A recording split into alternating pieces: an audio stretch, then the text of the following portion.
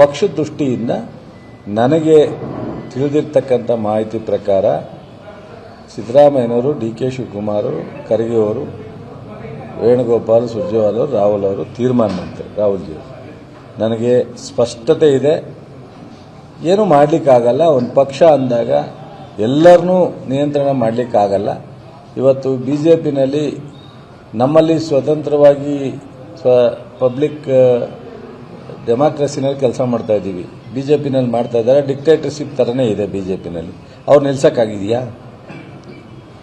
ಮೋದಿಯವರ ಮಾತಿಗೆ ಎಲ್ಲೂ ಸೌಂಡ್ ಆಗದೇ ಇರೋ ಥರ ಇವತ್ತು ಅವರು ಪ್ರಧಾನಮಂತ್ರಿಯಾಗಿ, ಅಮಿತ್ ಶಾ ಅವರು ಗೃಹ ಮಂತ್ರಿಯಾಗಿ ಕೆಲಸ ಮಾಡ್ತಾರೆ. ಅವ್ರ ಕೈಲಿ ನಿಲ್ಸಕ್ಕಾಗಿದೆಯಾ ಮಾತುಕತೆನ?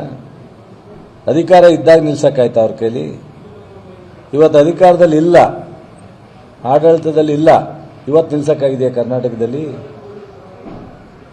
ಇದೆಲ್ಲ ಡೆಮಾಕ್ರಸಿನಲ್ಲಿ ಕೆಲವೊಮ್ಮೆ ಏನೂ ಮಾಡಲಿಕ್ಕಾಗಲ್ಲ.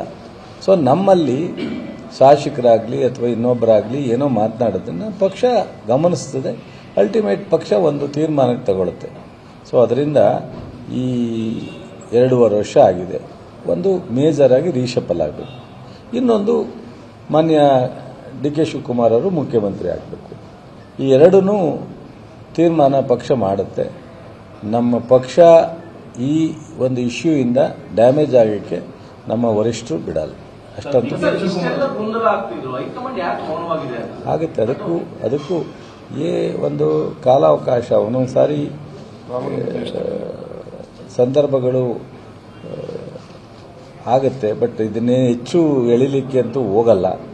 ಸದ್ಯದಲ್ಲೇ ತೀರ್ಮಾನ ಮಾಡ್ತಾರೆ ಅಂತ ಅನ್ಕೊಂಡೆ. ಮಾಧ್ಯಮಗಳ ಮೇಲೆ ಹೇಳ್ತೀರಾ, ವಿರೋಧ ಪಕ್ಷದವ್ರ ಮೇಲೆ ಹೇಳ್ತೀರಾ, ಏನೇ ಆಗಲಿ ನಿಮ್ಮ ಹೈಕಮಾಂಡ್ ಯಾಕೆ ಈ ಒಂದು ವಿಚಾರವಾಗಿ ಒಂದು ಸ್ಪಷ್ಟ ನಿಲುವು ಬರ್ತಾರೆ? ಹೌದು, ಹೈಕಮಾಂಡ್ ಈ ಸಂದರ್ಭದಲ್ಲಿ ಒಂದು ಸೂಕ್ತವಾದಂಥ ಸಂದೇಶವನ್ನು ಕೊಡಬೇಕಾಗತ್ತೆ. ನಮ್ಮ ರಾಜ್ಯ ಇವತ್ತು ಕಾಂಗ್ರೆಸ್ಗೆ ಬಹಳ ಮುಖ್ಯವಾದಂಥ ಒಂದು ಜವಾಬ್ದಾರಿಯನ್ನು ಇಡೀ ರಾಷ್ಟ್ರಕ್ಕೆ ನಾವು ಇಲ್ಲಿಂದನೇ ಒಂದು ಸಂದೇಶವನ್ನು ಕೊಡಬೇಕಾಗತ್ತೆ. ಇವತ್ತು ಇರ್ತಕ್ಕಂಥ 3 ರಾಜ್ಯದಲ್ಲಿ ಕರ್ನಾಟಕ ಒಂದು ದೊಡ್ಡ ರಾಜ್ಯ, ದೊಡ್ಡ ಪ್ರದೇಶ. ಸೊ ಹಾಗಾಗಿ ನೀವು ಹೇಳ್ತಕ್ಕಂಥದ್ದನ್ನು ನಾನು ಅಲ್ಲೇಗೆಳೆಯಲ್ಲ. ಸೂಕ್ತವಾದ ತೀರ್ಮಾನ ಆದಷ್ಟು ಬೇಗನೆ ತಗೋತೀರಿ.